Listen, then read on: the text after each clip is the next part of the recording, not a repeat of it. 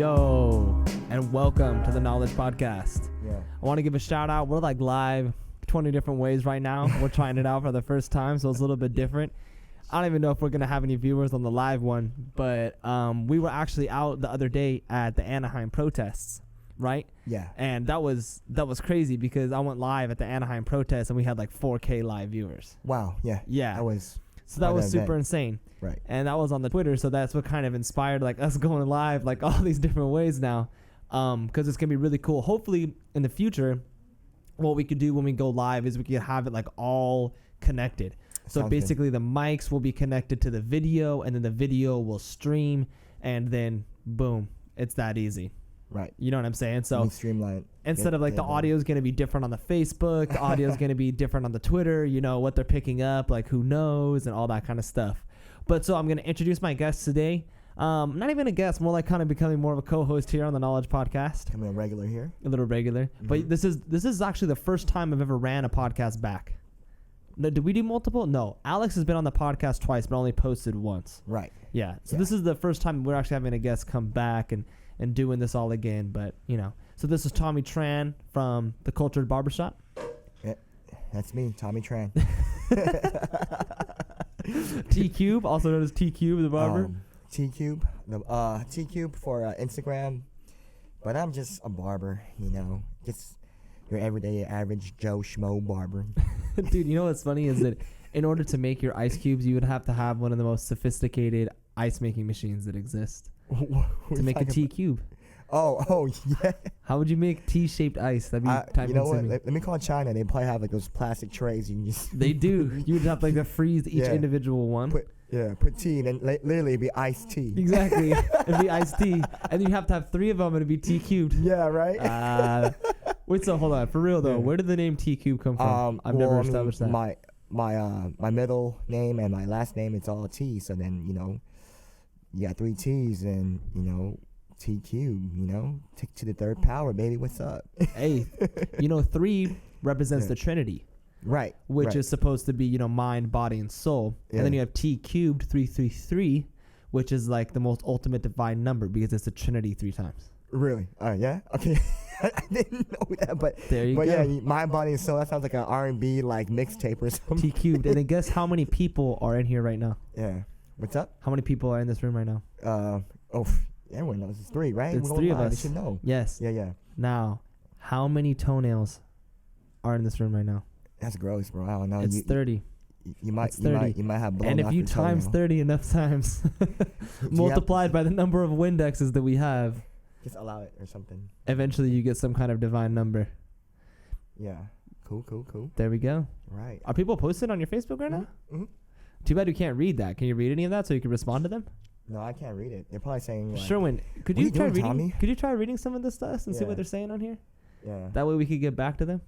Shout out my little bro Sherwin. What's up, man? Spit some bars. Spit some bars. That's what he said. Give me some chocolate. I'll throw out some chocolate bars. That's ridiculous. You know, I won't even be able to check if anyone's saying anything on the Twitter either. Could you do the same? Sherwin, could you be a little producer for us today, man? Yeah. Could you check if see if anyone said anything on the Twitter? I thought it would pop up over here. Hey, thank you, Sherwin. But it didn't. Appreciate. Yeah. No one said anything. Perfect. Cool. All right, that's cool. I'm glad to know that we're not popping. But yeah, so you know, we're coming here today, and what we're here to discuss and really to announce. This is the first time it's been publicly announced, even though we've been talking about it for a while. We're gonna be doing an event called the Barbershop. That's gonna be hosted at the barbershop here. The Cultured Barbershop. What are the Weston Chapman in Garden Grove? Yeah, Weston Chapman, Garden Grove. Yeah, Weston Chapman, Garden Grove. We're going to be doing a really cool kind of art collaboration show here where we're going to have a live DJ. We're going to have 2 live artists. That's going to be It's Rec and Script. It's Rec also goes by It's Art on Instagram. They are 2 prominent street artists in like the LA area, as well as we're going to be having different art displayed from multiple artists, local artists around Garden Grove, around Orange County. And so that's live art, that's music, that's going to be us here live streaming it as well. It's going to be on Boogie Down Radio. Right. And we're going to have the drinks flowing. We're going to have the weed puffing. Yeah. We're gonna have cigar. The weed's legal, man. Oh yeah, I forgot about that. Yeah. If you're over the age of 21, though. Yeah, exactly. Yeah. You got to be over 21 for sure. But it's all gonna be coming Right. here. It's gonna be a cool event. It's gonna be cool to see basically people in the local community get to come together. Yeah. That's what it's all about, man. That's what it's all about. Yep. And hopefully have a conversation, right? That's kind of something that we've been talking about with this event.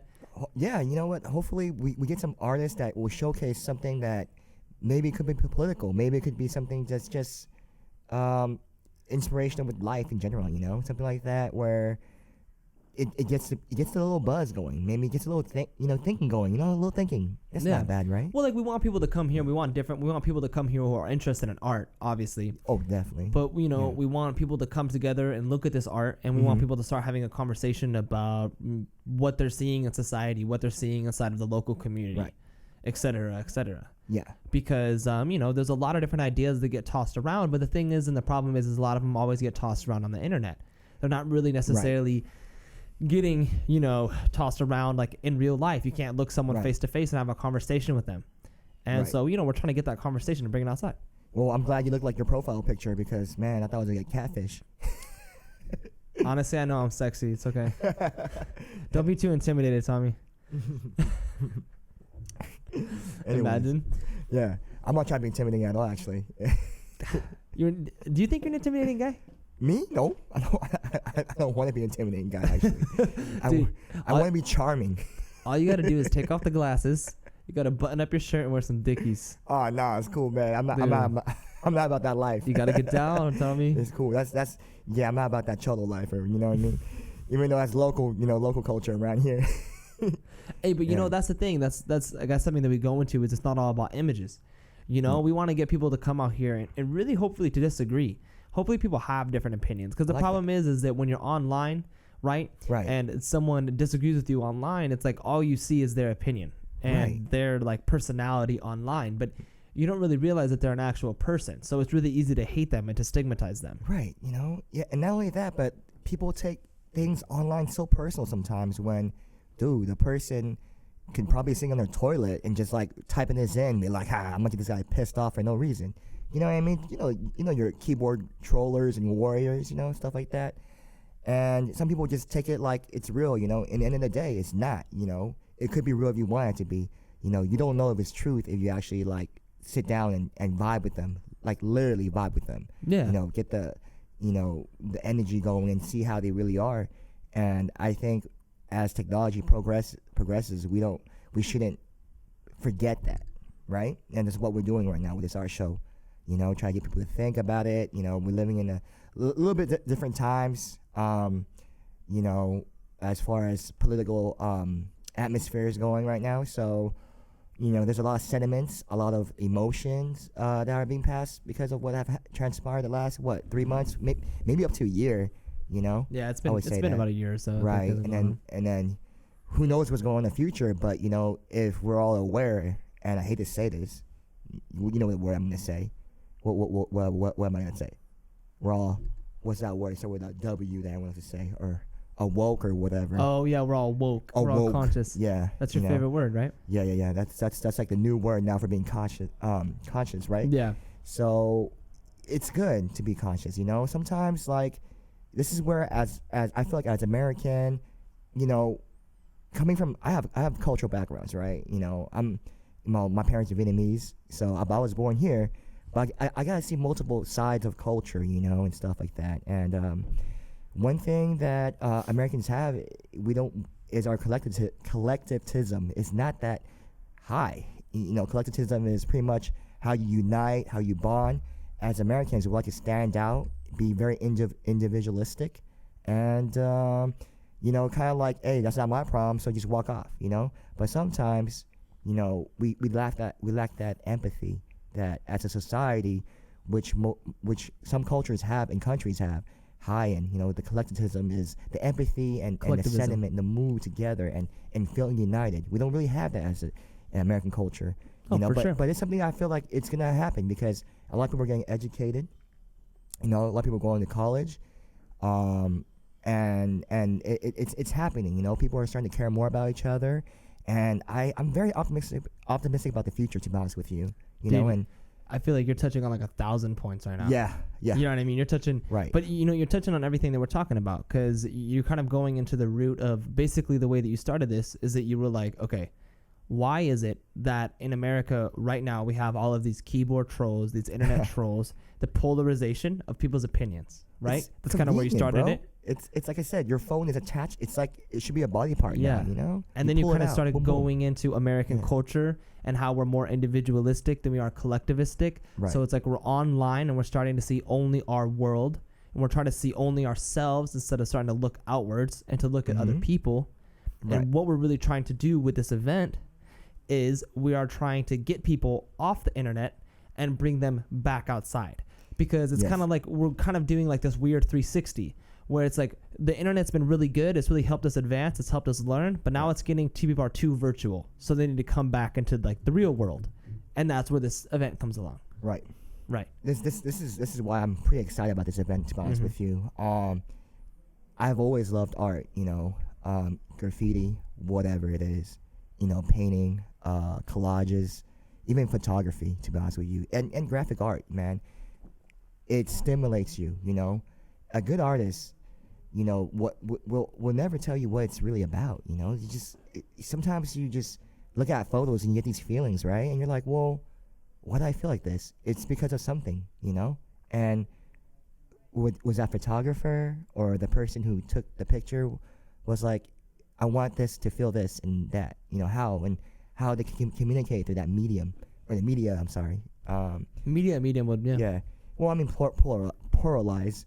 But to be honest with you, I mean, art it's wonderful, man, because you don't need it's literally here and out here, and it evokes emotion, and that's something that emotions could complicate things, but at the same time, we're humans. We have emotions. We have a complex, emotions compared to other, species on this planet. So with art, it's a great way to look at whether it is the artist, what he was feeling or she was feeling, or how he or she wants us to feel through whatever it is. It's accepting a human emotion. Yeah. And definitely. one of the things that you see a lot in today's society is that people try to remove themselves from their emotions all the time, which in a lot of cases can be a good thing. I'm guilty of that. But I think that we need to understand that emotions are a fundamental part of us and who we are. And I believe that I wish I could really reference the studies I'm talking about, because I was listening to a very interesting podcast about how they've actually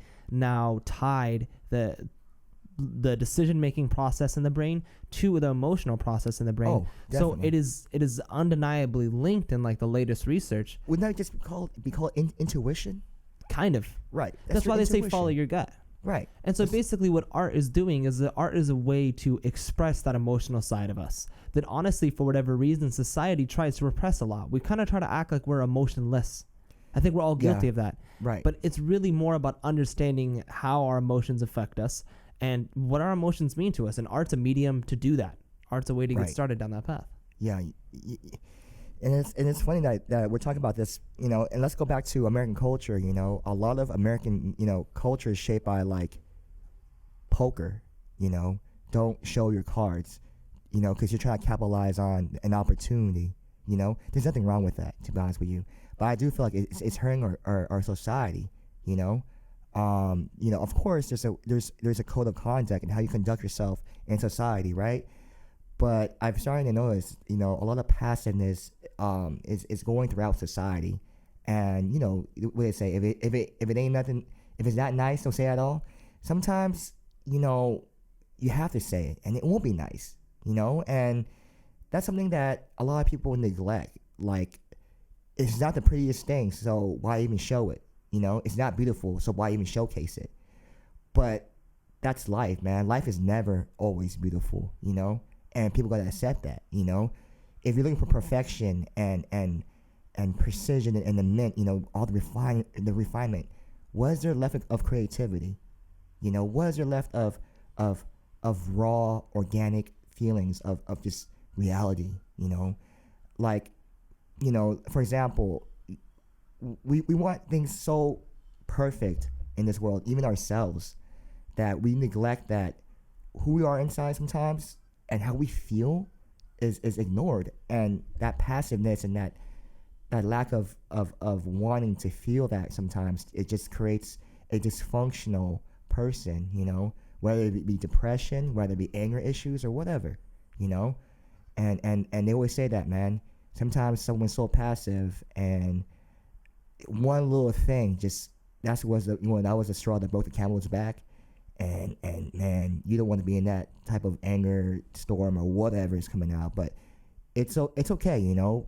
But all that stuff you held in, leading to whatever just happened, just, you know, you burst. And you know, we're talking about society, so it kind of begs the question. Well, Right. What does all of that say about our society? How come we live in this society that basically tries to repress our emotions, right? Maybe we're just repressed people. I mean, Light bulb. it's kind of Right. Are we repressed, you know? And then also think about the way that media is and the way that politics is right now, how politics is so polarized and how we're always being consistently misled. And then maybe it's not even repressed because they don't want us to use our emotions to like look at the law or to like make decisions necessarily. And I can understand some of the reasoning behind that, but yet when it comes to politics, it's almost all emotional now. It's like there's no more logic and there's no more reasoning inside of politics. There is it's reasoning. all about money. Money, but I'm not talking about the system down. I'm talking about the people looking at the system.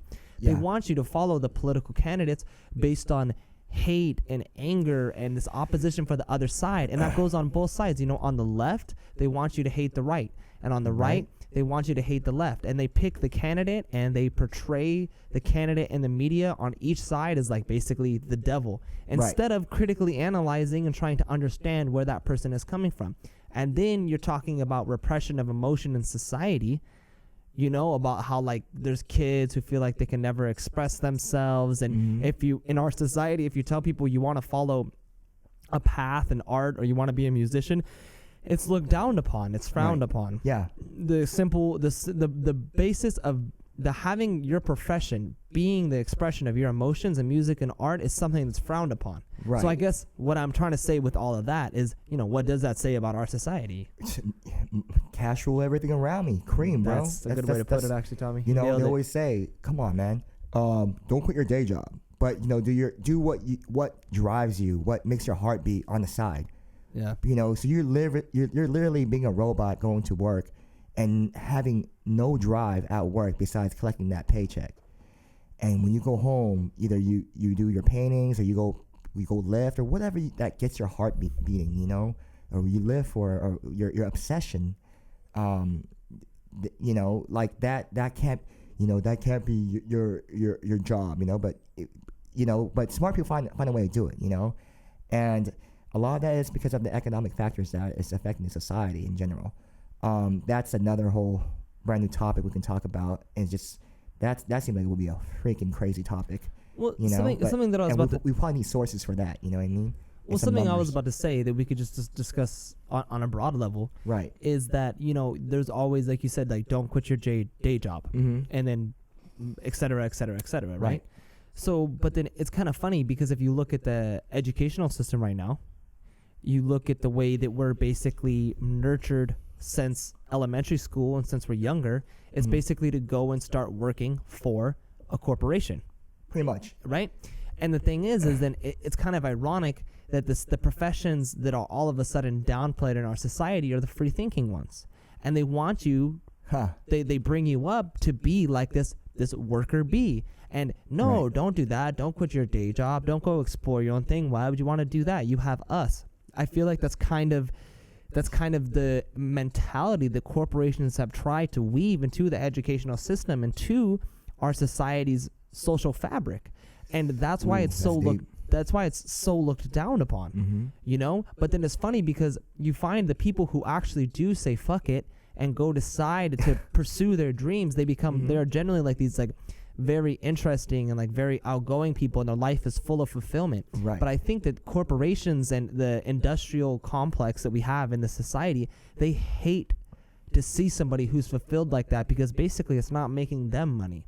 That's true. Could you kind of see where I'm going with that? The bottom line. The bottom line at the end of the day is getting paid and bringing in money. Bringing them money, yeah. And then there's so much, you know, like even some. I mean, to quote one of my favorite rappers, Dom Kennedy, he said, if it don't make money, it don't make sense. And that's the mantra that we live in today. And it sucks that it has to be that way. And the gap of social economic it's widening. You have a shrinking middle class, and it's kind of scary. And pretty soon, people are gonna say fuck it. How many people are gonna say fuck it after they're in debt with college, thousands and thousands of dollars, and then they have this vision of being alluded to like this career, this dream career, and just to realize that it's ugly, man. There's not that many dream careers, are there? And the opportunity is scarce. So you're gonna have to step on some people and pull out the dagger from the back and just et tu brute type of deal, and that's just how it works, and it sucks. I think that the system is essentially imploding on itself. And you brought up Dom Kennedy, and Dom Kennedy is a good example because he makes a good point. Yeah. even in the profession that you've chosen to pursue and the professions that I've chosen to pursue, it's like, think about it. If it doesn't make money, it doesn't make sense. Correct. But here's the thing, is that you don't have to the only way to make money is not just through the corporations. Yeah. And with the rise of the internet, that's what people are starting to realize, is that, hey, we don't need this huge corporate structure in order to make money. We can make money as independents. And Dom Kennedy is a perfect example because his label is OPM, Other People's Money. Chance a rapper. There we go. They're both 100% independent artists. Correct. So it's like, it's almost ironic because they're starting to show that you don't need to be signed to these big music labels. Right. You don't need to have this Fortune 500 job. You can really create from the bottom up, and the internet's starting to show us that, and we're really kind of starting to unlock that potential within ourselves. The systems, and then, like you said, there's a shrinking middle class and all that stuff. That's because the system is kind of going under. It's not sustainable. Right. It seems like that. It's getting too full. It's saturated, and just like anything, when something gets saturated, and it's just going to be a counter movement, and that's normal. It's a cycle. It's cyclical, and should we be afraid? Maybe, but if you have so much invested in, and you're knee deep in your investment, you're afraid. But for someone to have, and I hate to say this is what corporations are kind of scared of, or like just people in general at the top are scared of the pawns, is if you have nothing to lose and you say fuck it and you unite and you just go army with it, or like just mass appeal with it, and then they're like waist deep in their investments, and we just turn the switch the other way, they're freaking out. Well, I think that's almost, and that's I almost think that's exactly what's happening. It's gonna be a lot of resistance because of that, and the people at the top have the money to keep us divided. Well, I mean, all the systems that are in place right now are starting to fail. Like you said, even the multinational corporate industry, the multinational corporate system is starting to fail us because the middle class is shrinking, and that's because the corporations have to buy all these politicians. Hold on. Oh, bless you. The corporations have to buy all of these politicians and basically create these laws in order to function at the current profit margins that they have at the moment. And that's because the people at the top are greedy.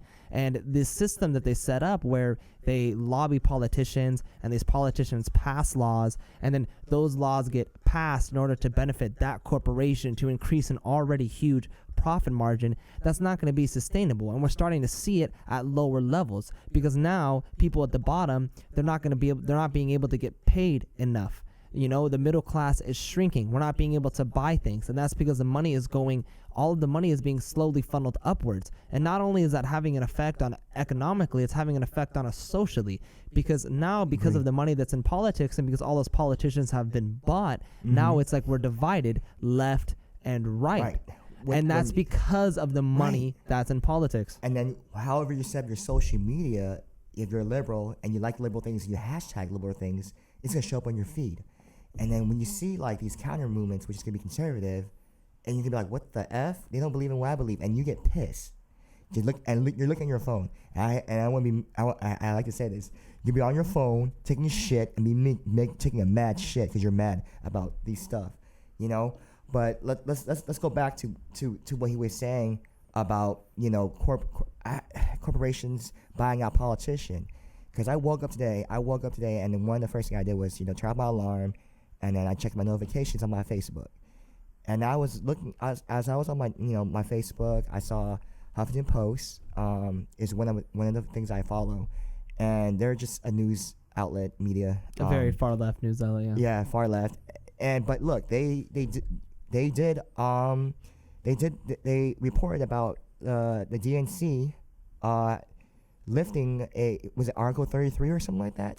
Did not see that. Pretty article. much, Obama put a law in place that to take out the political was it activists or the super PACs out of politics, but the DNC is removing that article, that provision, and so they're letting corporations who have lobbyists influence the politics again, even more so than right, and that kind of aligns with what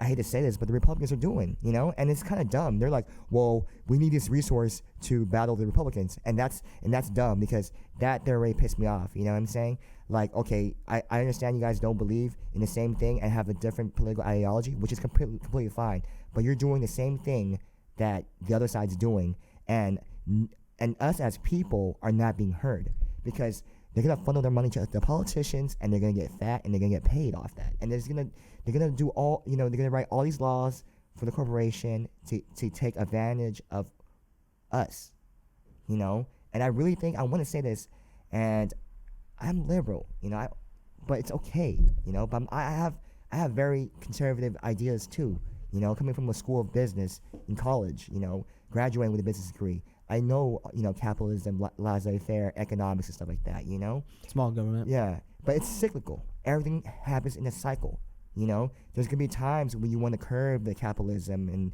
and the regulations or whatever it is. And there's going to be times when you want to take off the, blow the caps off of these regulations and let the economy take care of itself. I mean, the whole thing being cyclical is kind of like a more different economical argument. But when you were talking about the Democrats eliminating whatever article or provision it was to start allowing super PACs back into the party, really that kind of just gets back into where the state of politics is at right now, and that is basically that they're being fattened up. They're starting to have no relation with the average or the common voter. No, at all. So that's what starts creating these problems.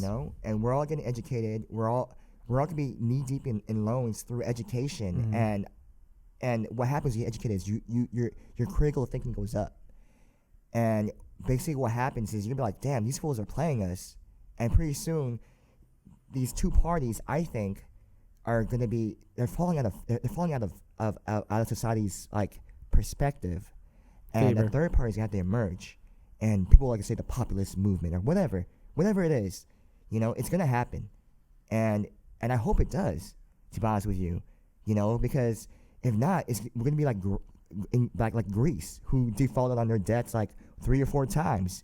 And the people in Greece, all the young kids have education. They're all, educated, and they have no jobs or nothing, and no one can get them, And it's just scarce, and it's all like crab in the barrel type of thing, And, yeah. So, let me fix this up. Yeah, I guess a Facebook podcast. But I mean, yeah, more to go on about what like Tommy was saying kind of goes to like basically the system eventually imploding on us, and that seems to be the direction that we're going. So to kind of like wrap this full circle, it's kind of like you talk to a lot of different people, and it's not hard to get this opinion out of people.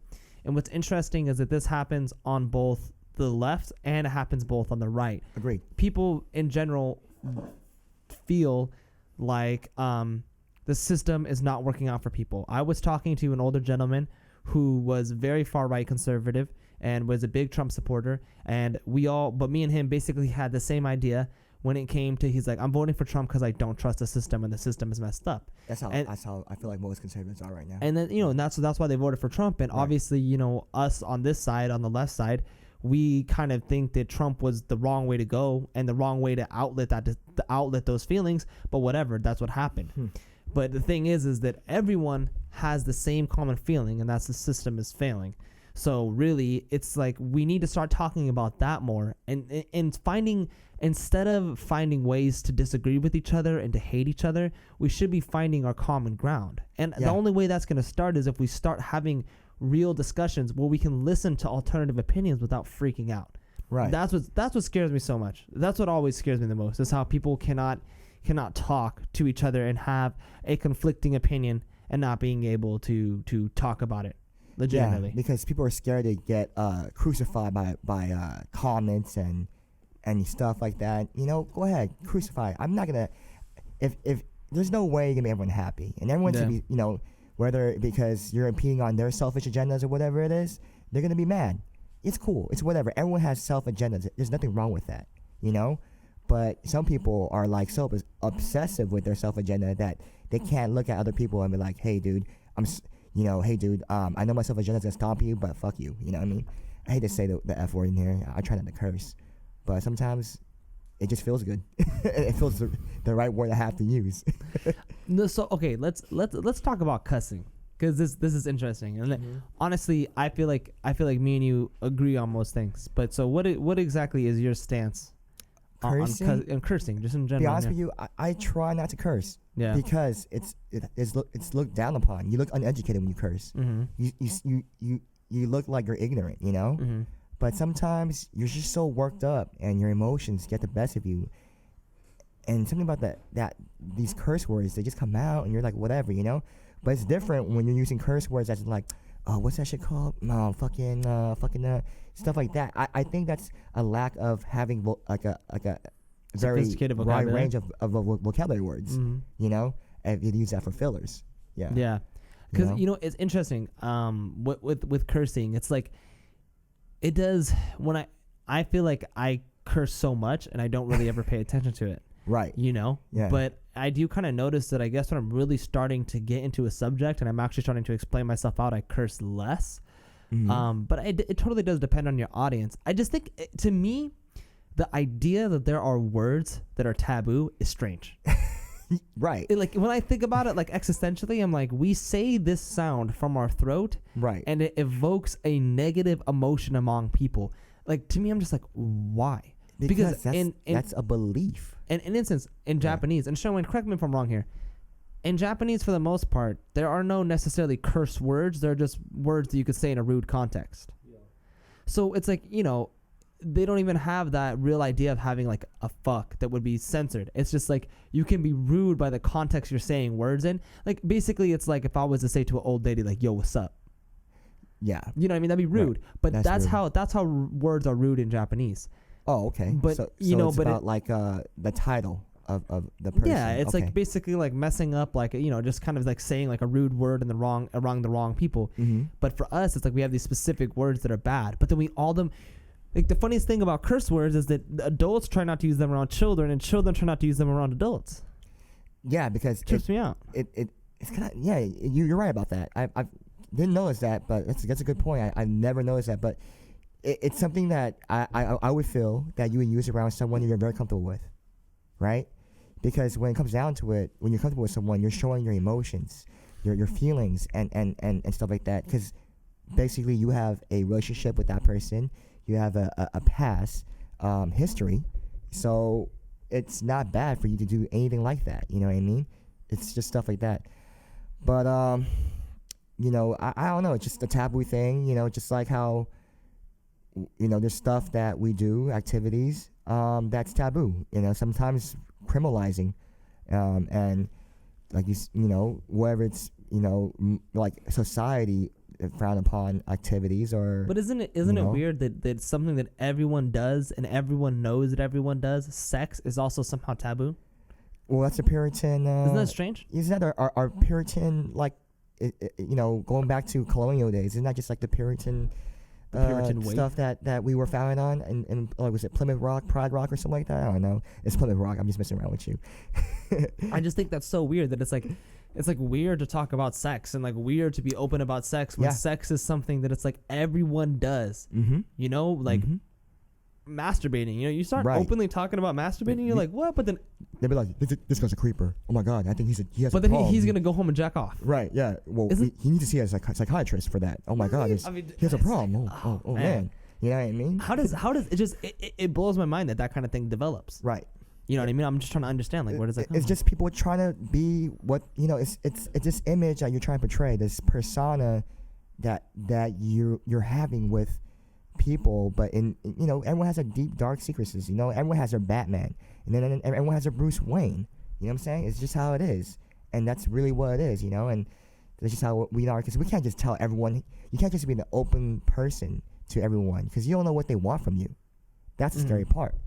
The reason why people are so damn guarded is because you don't know what they're gonna do with the information they have on you, and and I know that, we know that, we can't tell everyone everything, and then because why? You might look loony, and you don't want to look loony. You get it? So that's how you would portray yourself, but everyone have a plethora of emotions going on at the same time, or feelings, and sometimes you don't know what and why you feel that way. I love how you repeat phrases for emphasis. Yeah, it works. Like, you've done that a couple times now, and like you'll repeat the same phrase and you'll give me like this look, and like I'm like, it's like getting burned into my mind. I was like, whoa, right, look loony, because it's a point that I want people to at least unlock, and have it in your mind and unlock it, whatever it is. He's just like, honestly, that's going to be some kind of like psychotic keyword that Tommy says. I'm actually being hypnotized right now. So one day I'm just going to be sitting in the barbershop and he's going to say, look loony. And I'm just going to go ape shit and start fucking things up. Yeah. I know what you're doing, Tommy. Yeah. But it's just how it is. And this is funny because we're talking about art, and we're going to have an art show. I know we kind of strayed away from the art show at the barbershop that we're going to do April 8th. We're also gonna do pre-sales for it. We're doing it through the Knowledge. Oh yeah. The Knowledge really tell people about the Knowledge, because I really like what you told me about Knowledge, and this is why I'm collaborating with you, because I feel like we were starting off really well, and I feel like it's something that we need to be a little more elaborated so people can have an idea of what it is. And go ahead. Yeah, no, definitely. So one, with the barbershop, it's going to be on a Saturday, April 8th. It's going to be at the Cultured Barbershop, which is located off Chapman and West in Garden Grove. I believe the start time, Jesus, I don't even know what I put on the flyer, to be honest. We're going to have two segments, 5 to 7, and then from 8 to 10. Something like that. So, so you get the idea, though. It's going to be on the Saturday. It's going to be at nighttime. It's going to be like a pre-game thing, like before everyone goes out. And we're going to have live art, we're going to have artists, we're going to have music, and we're really trying to get these kind of conversations going and bring people out of the house and have a conversation with us, have a conversation with guys like us. So that's, I guess, where it kind of gets into what the Knowledge is and what the brand is all about. And I guess now that I think about it, I've had a lot of guests onto the podcast, but I have never personally taken the time to break down exactly what the Knowledge is. And, it's a little complicated because at the end of the day, the collective, the brand, whatever you want to label it as, I don't personally like calling it a brand, but it is a brand. It's also a collective. It's also a movement too. It's also a movement in some ways. So it's a lot of different things. Right. But it's growing, and I think that when we started it, we had this idea, and now what it's become has been a natural evolution of ideas on ideas. Right. And I feel like it's continuing to grow. So what it is now might not necessarily be what it will be a couple years from now. But to really break down the concept behind it. And sometimes this is why it's hard, and sometimes why I don't always do it, especially when people ask me off top, is because it's there's kind of a lot to explain, and there really is a deeper meaning behind it. Right. And it's I don't just going into it. You know what I mean? That's kind of the problem with the way that people approach issues these days, is that they try to throw their opinion and their values into your face and down your throat, and they want you to accept it and digest it right there. Yeah. Right? That is not what we're trying to do with the Knowledge. In fact, the Knowledge is the opposite. Basically, at the Knowledge, we feel that there is a issue with society today, and the way that we are polarized online, that we are polarized in the media, and that people who are on the left and people who are on the right and people who have different opinions cannot talk to each other. we personally believe, and I guess it's hard to always speak as we, but I personally believe that that's a huge issue that we have going on in society today. So the knowledge itself doesn't necessarily take an opinion on any particular issue. Really, we only have one virtue and one value, and that is talk about it. Come out and bring the discussion. Let's leave some of the whiny bullshit at home and let's talk. Yeah. And really, the knowledge is trying to show us that we are all human beings, and that right is wrong is not black and white, it's gray. And we believe that debate is the curator of truth. So the more that we're out discussing this, the more that we're expressing the opinions to each other, I think the closer to the truth that we become. And the way that the knowledge is trying to accomplish this is through a lot of the mediums that you see us doing. If you pay attention or follow us on social media, you see that we have an art collective. So we're painting murals that have certain meanings. And, we're when we paint these murals, we're getting in contact with other artists, and we're getting in contact with other local business owners, and we start talking about the brand, and we start talking about free speech, and we start talking about, our ideas and our values, and we start saturating into the community a little bit. Mm-hmm. You see that we have this podcast. This gives me the opportunity, and this gives me the outlet, as well as yourself, Tommy, to come on here and to talk with more local business owners and other people that we collaborate with, and really get their opinions on things, and really kind of start expressing the same notion. You see us doing the clothing. Right. So through the clothing, it allows us to make revenue, but it also, the clothing comes with a message. We're not trying to blast it into your face, but it's hopefully people kind of start, they see the knowledge, they might have heard us on the podcast, or, saw something we did with the art, and they start kind of thinking about that idea of being open, and slowly it's kind of being marinated and saturated into your mentality. Right. Then we have musicians. And the musicians, they rap about this idea and about this message, and then they get on different outlets and they get on different medias. And this notion with everything that we do with the knowledge is getting repeated into your head slowly and marinated. And we're just trying to get people to be more open. Yeah, at the end of the day. And that's the reason why I'm choosing to work with you guys and collaborating with you guys, because, being at the barbershop, I like an open forum. It's where you comment, but you're getting a haircut at the same time. It's where you go, you congregate, and you discuss these things, and I think that's one of the most important part about the barbershop. Not only are you there to get pampered and cleaned up, but you're there to take in information, to take in discussions, and these topics of having these forums to go and elaborate on amongst other people. And I saw that through your brand, and I was like, damn, you know what?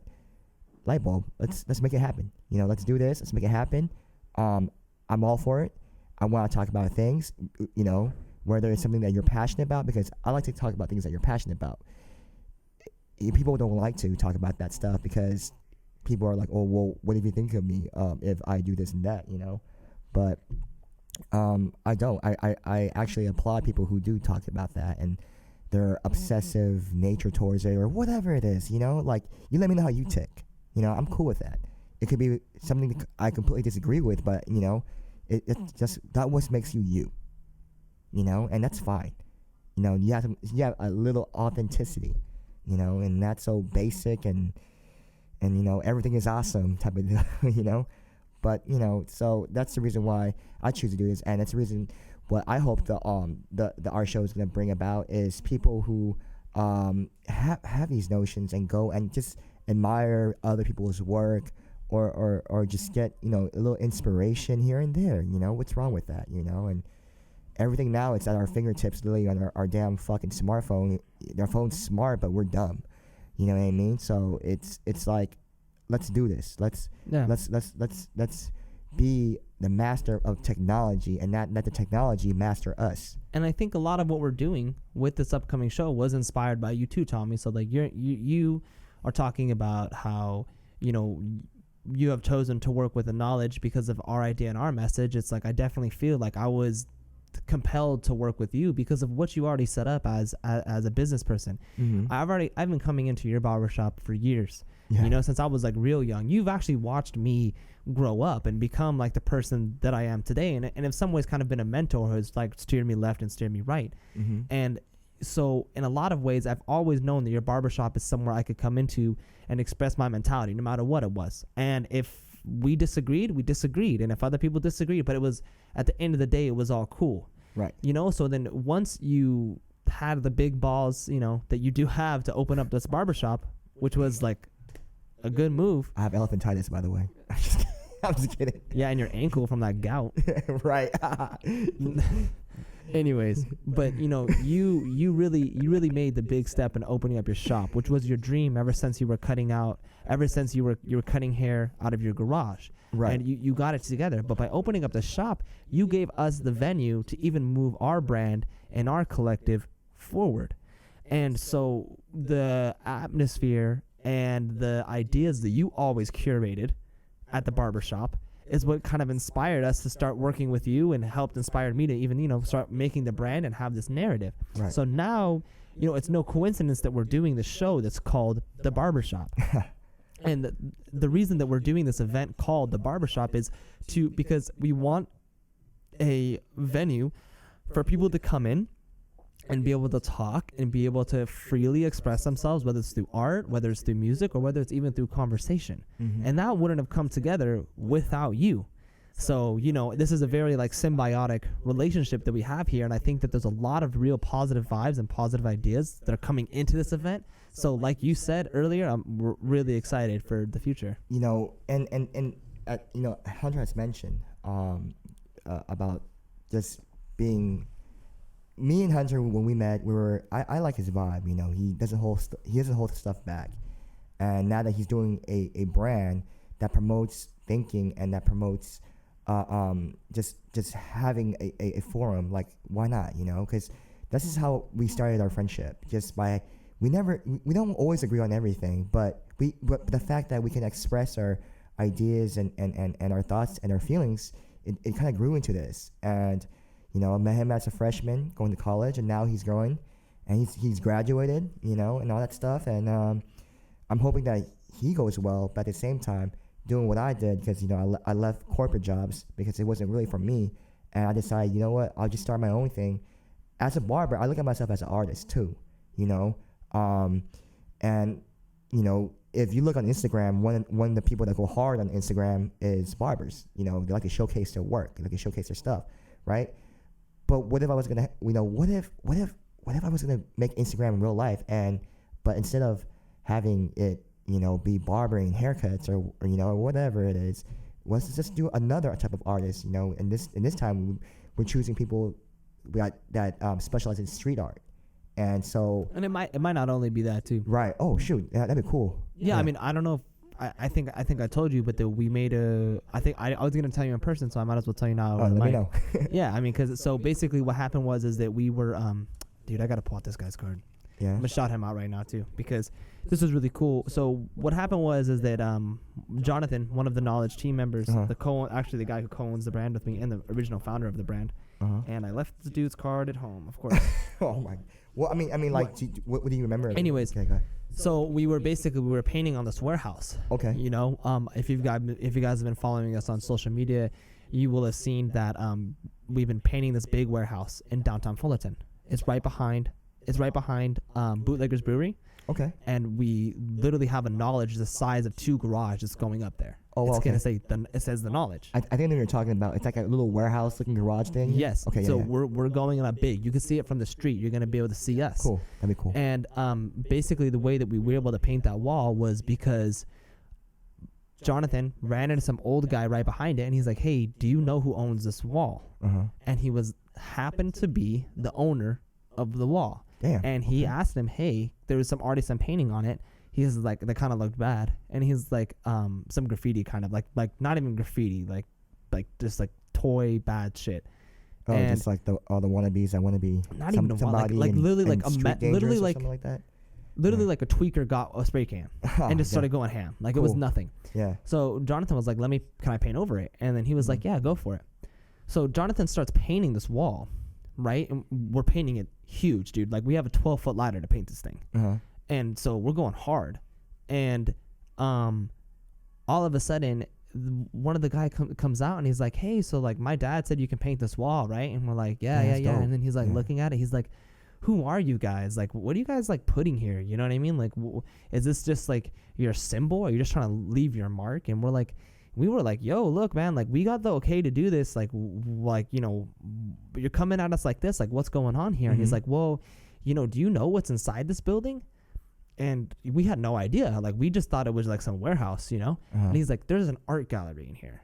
Oh, wow. And That's you're crazy. putting up your symbol on our art gallery. Right. And so we looked at each other and we were like, oh, fuck. Like, what? Like, what's going on, you know? Right. So the dad, you know, is somebody who owns the building, but his son is the one who's really involved in the art community. This warehouse is huge, Tommy. Like, it's big. I think they were talking about it. It looks like a garage, though, right? It does, but dude, it's so big. Right. Yeah. And so like, so his son's like super involved in the art community, right? And so then, you know, we start talking to him. We're like, hey man, like we never meant any disrespect. We had absolutely zero idea that's what went on in here. Like, obviously, like if we had known that something like that was going on, we would have talked with you guys first. Yeah. And then, you know, he kind of started like calming down and he was like, yeah, no, it's like, you know, like we love other artists. We want other people to be involved. But it's just like, you know, we were like, we're this whole group of artists in here and here you guys are painting. Like, why aren't we talking? Why is there no communication? Like, we just thought you were trying to like hit this spot up and leave. And we're like, no, man, like we're like trying to get involved like with the community and stuff like that. And then he basically started asking like, well, what's your message? What's your theme? And then you kind of explained it a little bit. And he's like, okay. He's like, we like you guys. And then so then there's a group of them out. There's a group of us and a group of them. And they're like, okay, let's take you inside and let's show you around, show you what we're about. Damn. Tommy, I'm talking about full blown art gallery. Looks like fucking Disneyland in there. Really? Really, man. Dude, I need to get a tour in there. And for real. Yeah. And no one knows this thing exists. They're having problems like paying the rent and doing all this stuff. I don't know about paying the rent necessarily because his dad owns a building, but they're putting a bunch of money into it. And dude, it's a full-fledged, totally. You could pay people to just walk through this place.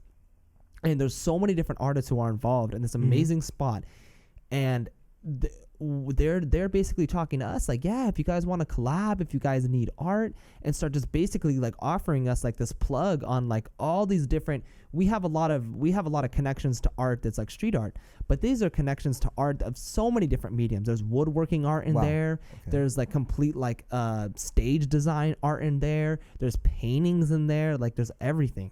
So they offered us basically this chance to be involved with them in like this amazing art gallery that they have. And so now we have like this huge venue and this huge opening to something that we totally ran into on accident. They also even offered us to rent out a space in there as well where we can do our thing. Wow. Okay. So we could do another event like this, but we could take it to a bigger scale. So it's pretty much like a studio / curating gallery. Yeah, but I mean, like when you say studio, like it's a warehouse. Damn. So it's huge. Right. And it's just like we were blown away. Like it was like a feeling of synchronicity. Like, you know, we did this and it totally happened by coincidence. But at the same time, it was like, now we're going to have our brand and our image blasted on the front of this art gallery. And after we started talking and then we really broke down to them what we're about, kind of similar how I did earlier on the podcast, they were totally for it. They're like, you can paint whatever you want here. And if you want to come back, he's like, let us know. We'll get you a spot inside of here. We can discuss the details. If you want to do a show, if you want to collaborate. Then they bought us beer and then they bought us food.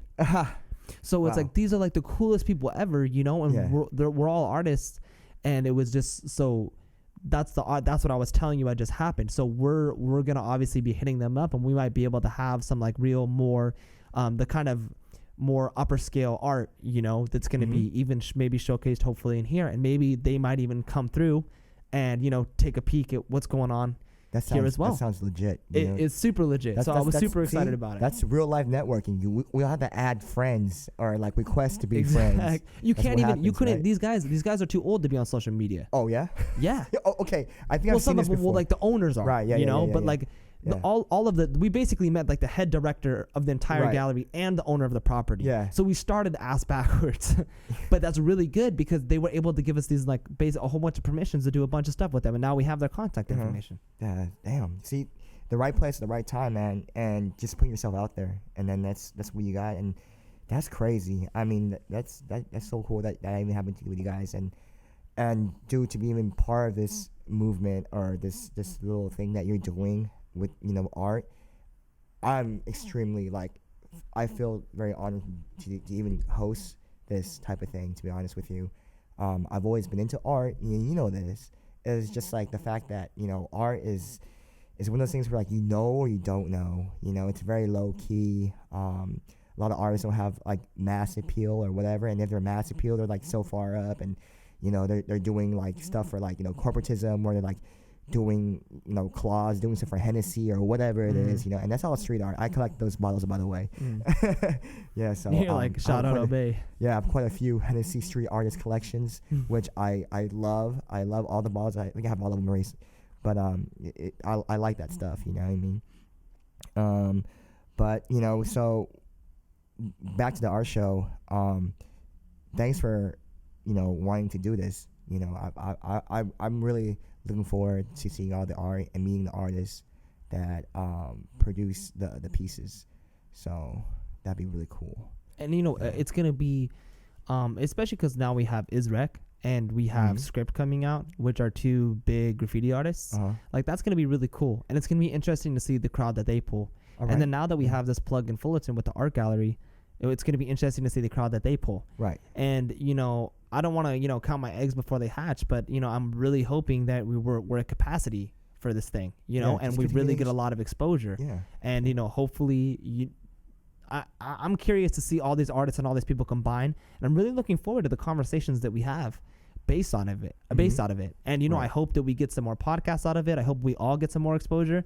Who knows, man? Maybe you can even find another barber. But that's something that we need to shout out. We've been talking a lot about business.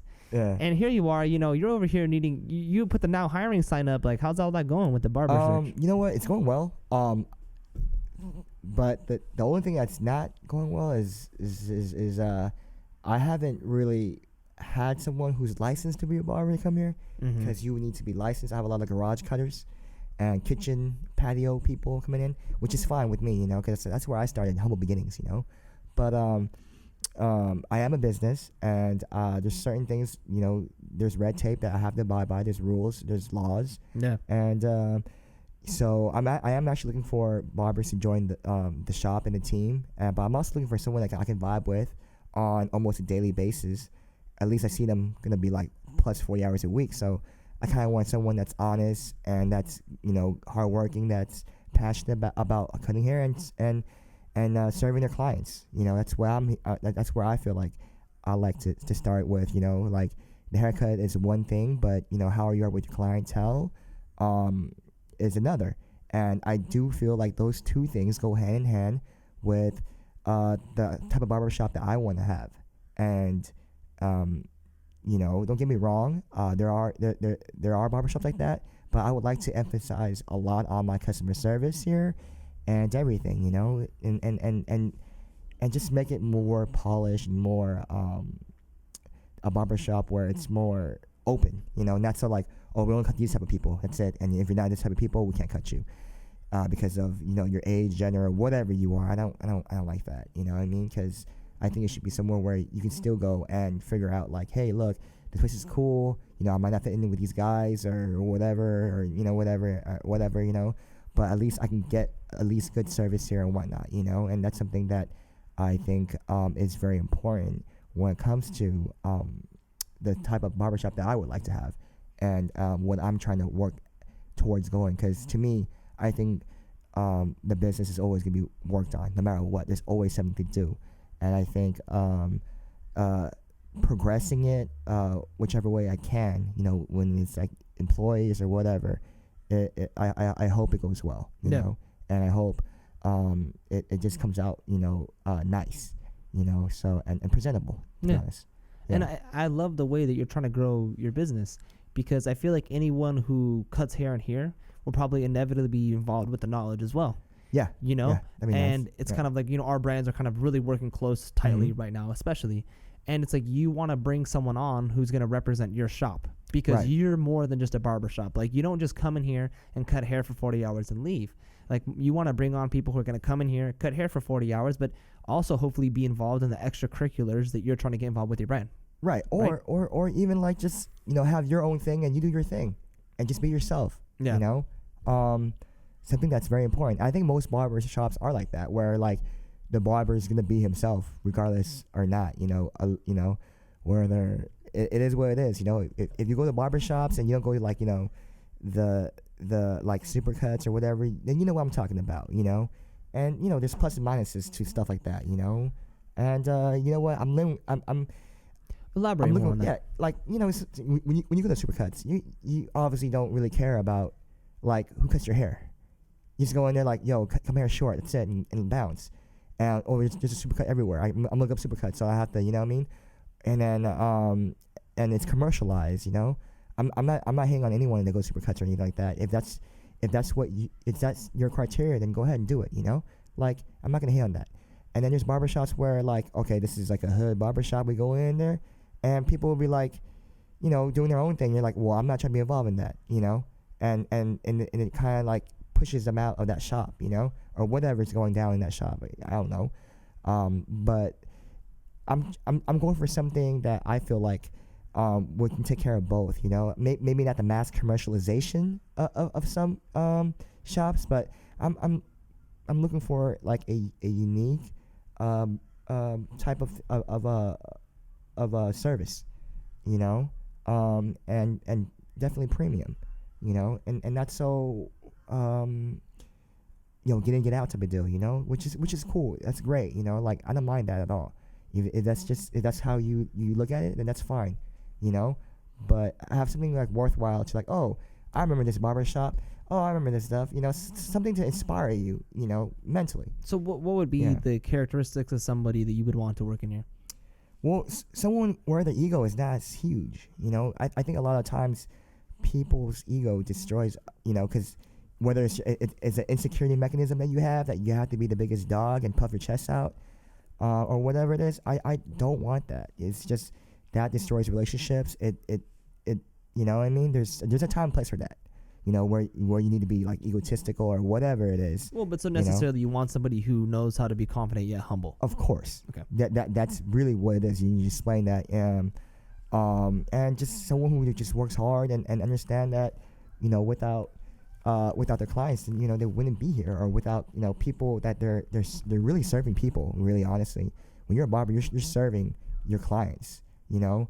And sometimes they might not like your haircut, you know, but if they can explain to you, you know, what type of haircut you want, and then you do it, then they're gonna come back to you over and over, right? Yeah. So and then sometimes they might not want something so trendy, and you know, and a lot of barbers, I feel like they're losing creativity. They're going to Instagram. Oh, well, I'm gonna do this to you, do this and this, and they're like naming all these things like I have no idea even existed because they're a hashtag on Instagram, you know. Like, what are these things? I get confused. I just cut hair and I just talk to my client, you know. But so what are the things they name? What are the things they hashtag? Huh? What are the things they name? I don't know, like, you know, all these things, like, you know, hard lines, whatever, you know, all that stuff, you know, we talk about, you know, like, or like, can you do this and this and that? I was like, cool. Or I want a hard line, right, taper, or like, comb over. you know, and this for barbers coming up, you know, sometimes they look, it's good to reference these pictures from these like great artists that are barbers, that they're showcasing their canvas, which is haircuts. And then it's also something where, like, I think a haircut is something where you work on with your client, whereas it's a collaborative effort, not just, you know, you and just like, I'm gonna do this on you, boom. And, you know, and I feel like a lot of barbers just resort to looking at pictures and trying to mimicking them, you know. They're looking for the style with the most likes, you know, and just replicating it, you know.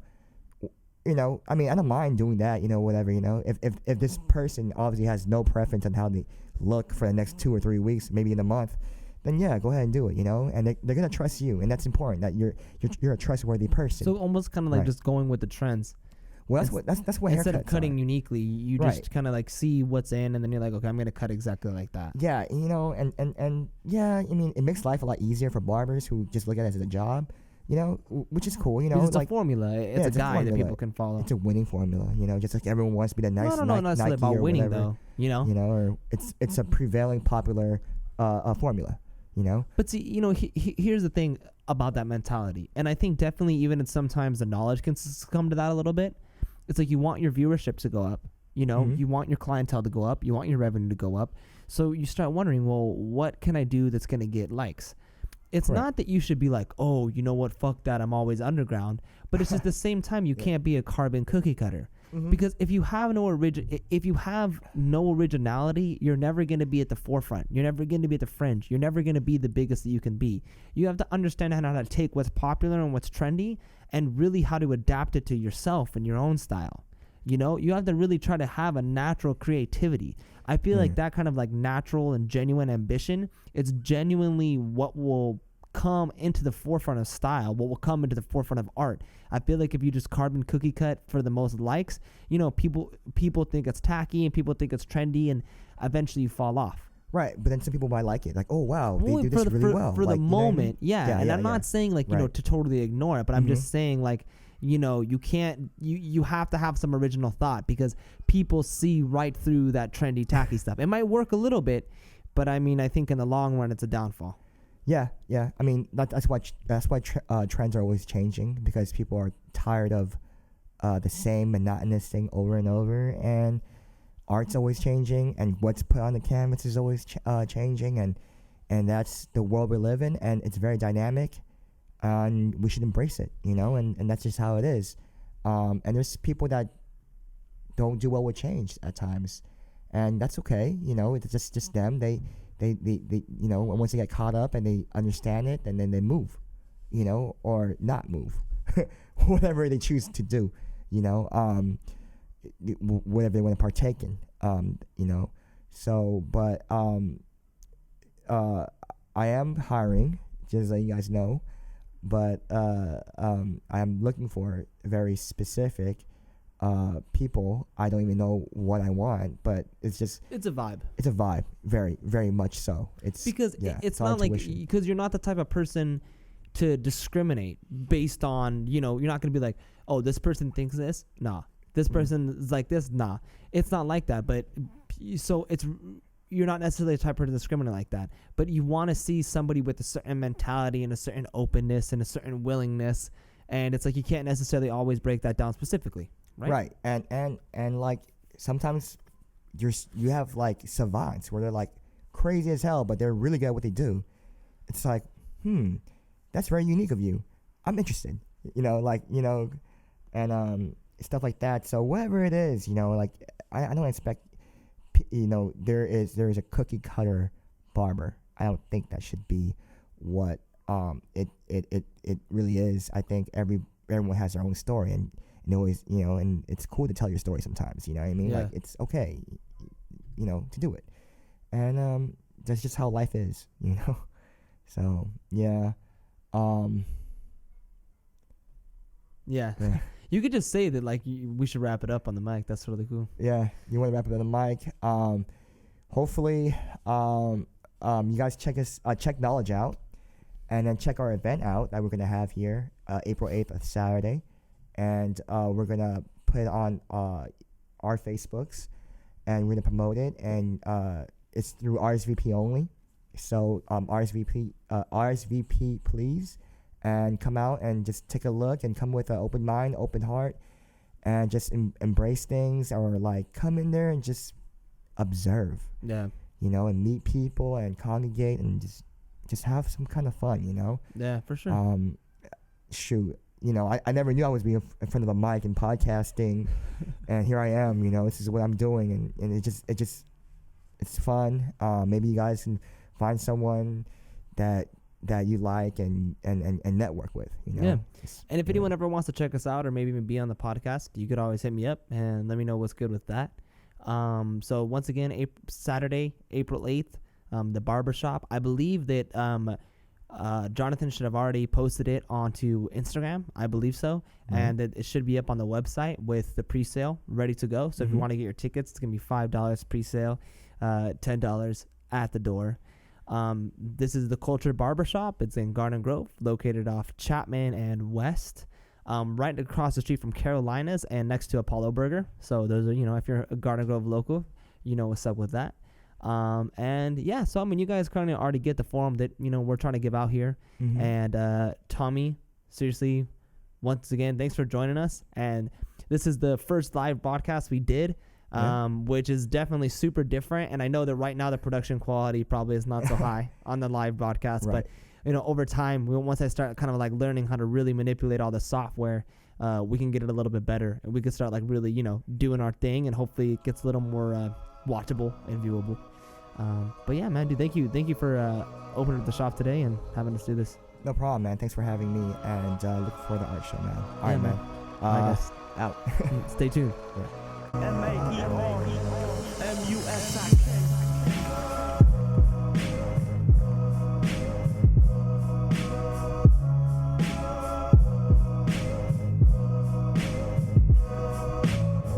Mic check 1 2 1 2.